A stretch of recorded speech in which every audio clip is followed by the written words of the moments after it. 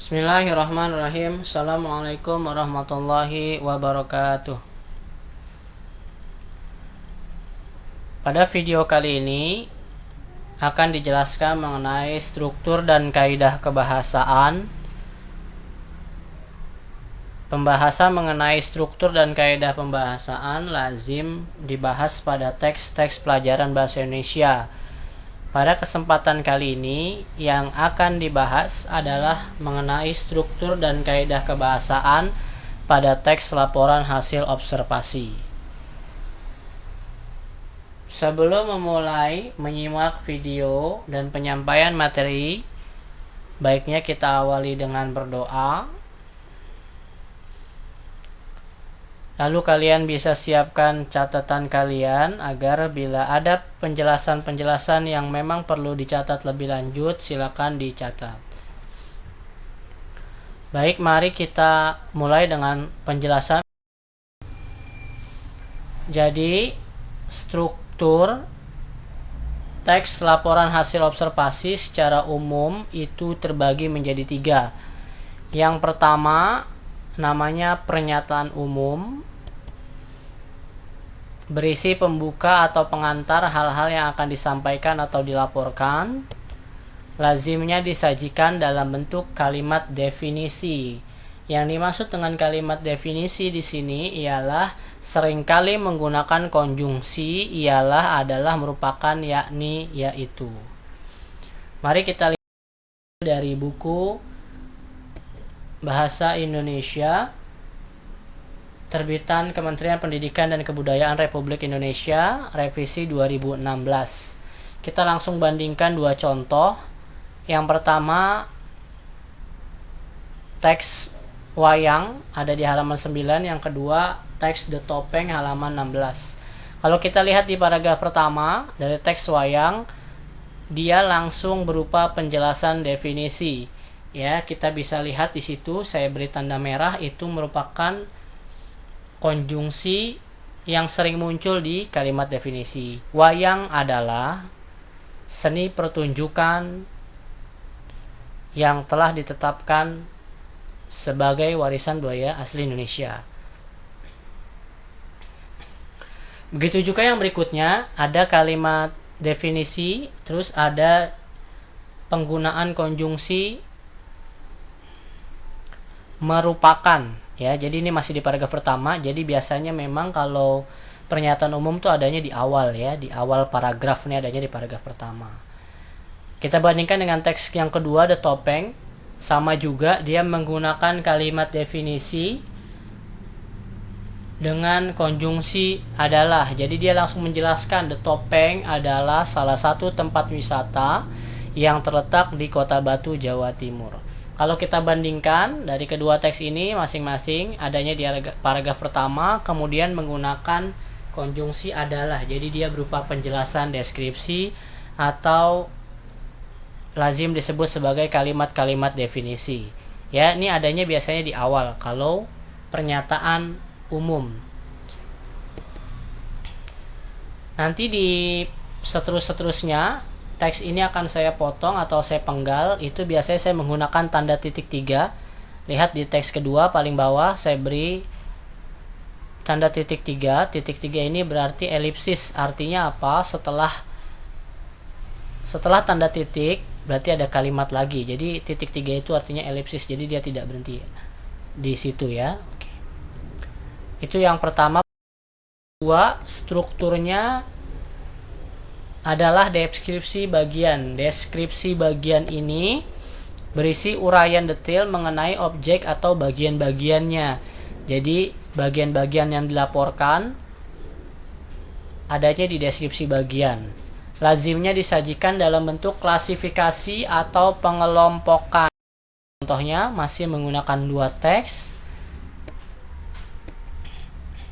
Ya, kalian bisa lihat sendiri bahwa di sini di teks pertama wayang saya beri tanda merah. Para wali songo, penyebar agama Islam di Jawa sudah membagi wayang menjadi 3. Jadi setelah tadi di awal adalah definisinya, wayang itu apa, kemudian dibagilah wayang itu menjadi 3. ya, itu namanya deskripsi bagian. Jadi pembagian-pembagian, klasifikasi atau pengelompokan. Bandingkan dengan teks kedua, sama ya, ada di paragraf kedua. Topeng dapat dikelompokkan menjadi 2 bagian, ya. Jadi dia dibagi 2 bagian. Ini sama, umumnya memang ada di paragraf kedua. Nanti paragraf seterusnya adalah penjelasan mengenai pembagian tersebut, ya, dan itu masih bagian dari namanya deskripsi bagian. Jadi misalkan di paragraf kedua, di teks pertama ya, paragraf kedua dibagi menjadi 3, wayang kulit di timur, wayang orang di Jawa Tengah, dan wayang golek di Jawa Barat. Maka nanti di paragraf berikutnya akan menjelaskan wayang kulit di timur itu seperti apa, lalu wayang orang di Jawa Tengah itu seperti apa, terus wayang golek itu seperti apa.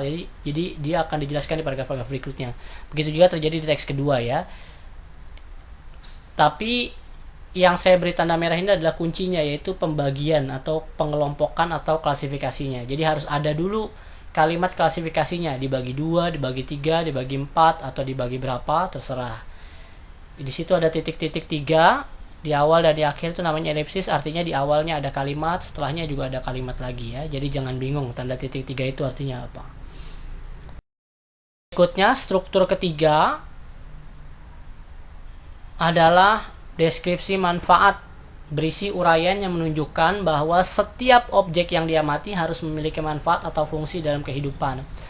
Jadi kalau kita teks laporan observasi, kita harus cantumkan apa manfaat dari observasi tersebut. Mudahnya seperti itu ya. Nah, kita lihat di contoh teks pertama di wayang.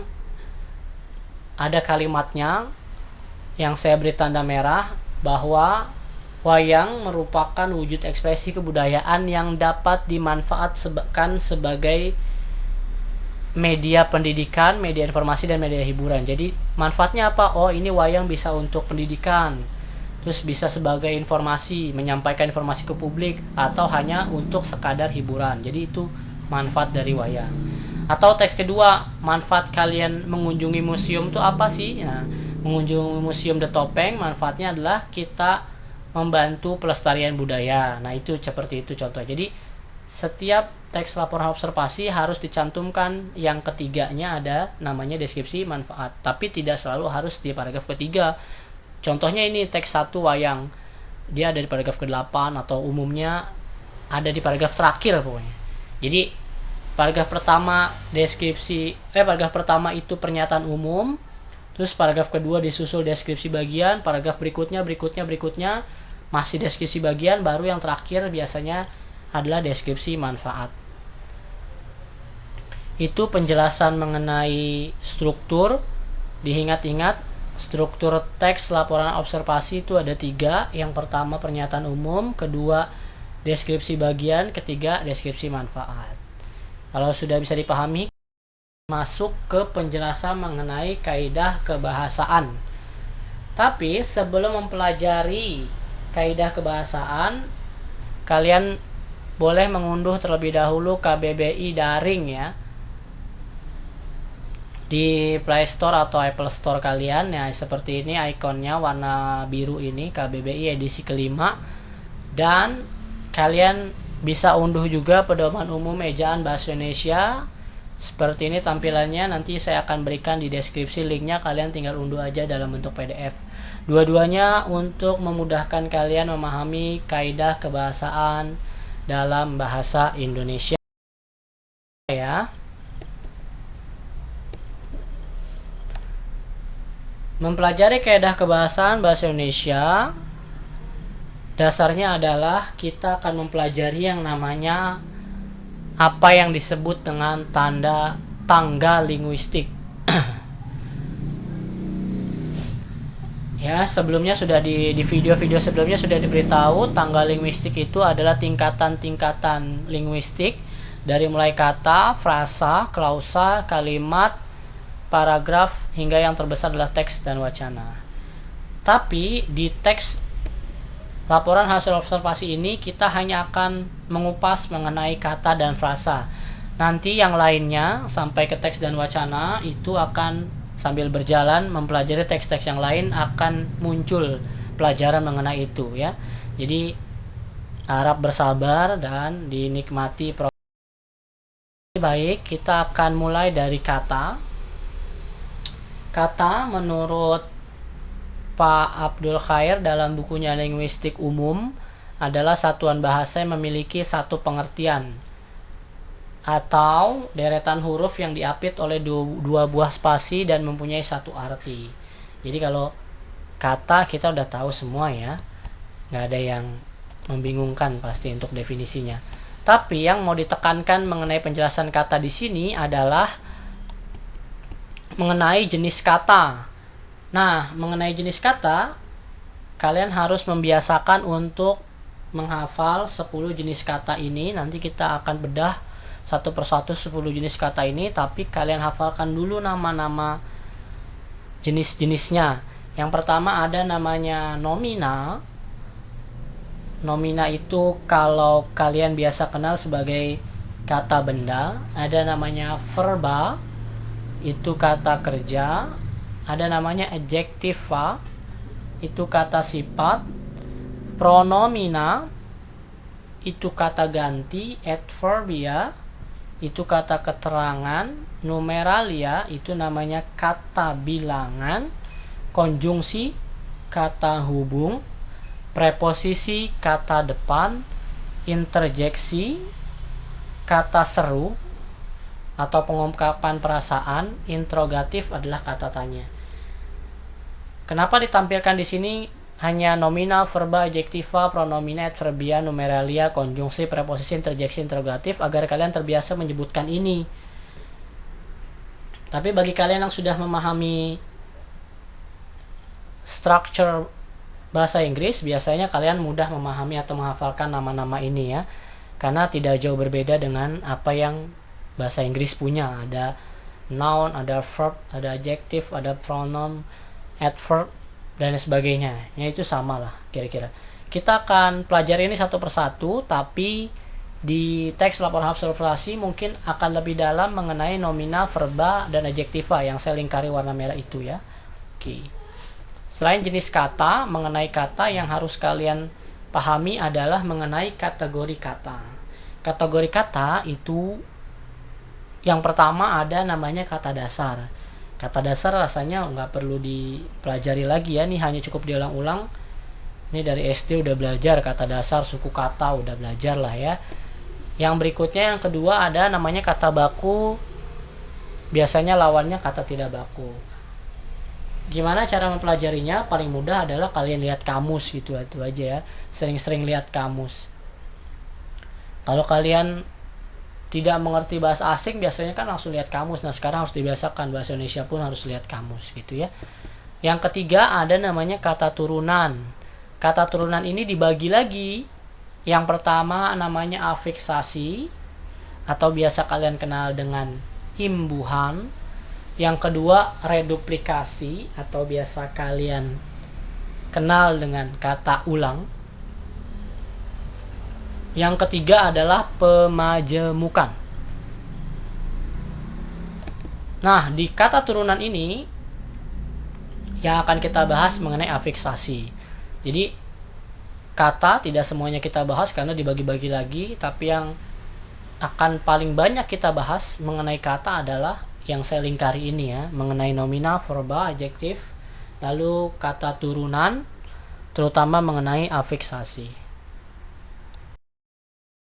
Mengenai afiksasi. Afiksasi yang pertama ada namanya prefix, yaitu penambahan afiks di depan atau di awal kata dasar. Yang kedua adanya infix, penambahan afiks di tengah bentuk dasar. Yang ketiga namanya suffix, yaitu penambahan afiks di akhir. Yang keempat namanya konfiks, yaitu gabungan prefix dan suffix atau gabungan awal dan akhir. Yang kelima ada namanya simulfix, yaitu dileburkan. Ini harus diberi catatan tambahan karena atau nasal ini berarti dia banyak perubahan. Jadi tidak hanya, jadi imbuhan itu bisa banyak perubahan, jadi menge, dan sebagainya. Tapi yang harus perlu kalian ingat bahwa imbuhan atau afiks bila bertemu dengan kata dasar yang diawali dengan huruf awal KTS dan P, KTSP. Jadi kalau imbuhan ketemu dengan kata dasar dengan huruf awal KTSP, maka huruf awalnya melebur atau luluh. Contoh, bertemu dengan tulis jadinya menulis, ketemu dengan pesona jadinya memesona, ketemu dengan soal jadinya menyoal, ketemu dengan kontrol jadinya mengontrol. Jadi lebur ya, T-nya lebur, P lebur, S lebur, K lebur. Lihat tuh, diberi tebal itu artinya lebur. Tapi tidak berlaku bila dua huruf kata dasar diawali dengan konsonan. Contoh, memproduksi, P dan R. Bukan P-nya saja, tapi ada dua konsonan, P dan R, maka leburnya tidak berlaku. Dia tetap akan menjadi memproduksi. Dengan klarifikasi, K dan L. Bukan K-nya aja ya dilihat, tapi L-nya juga karena ini dua konsonan. KL, plus KL tidak lebur ya, jadinya tetap mengklarifikasi.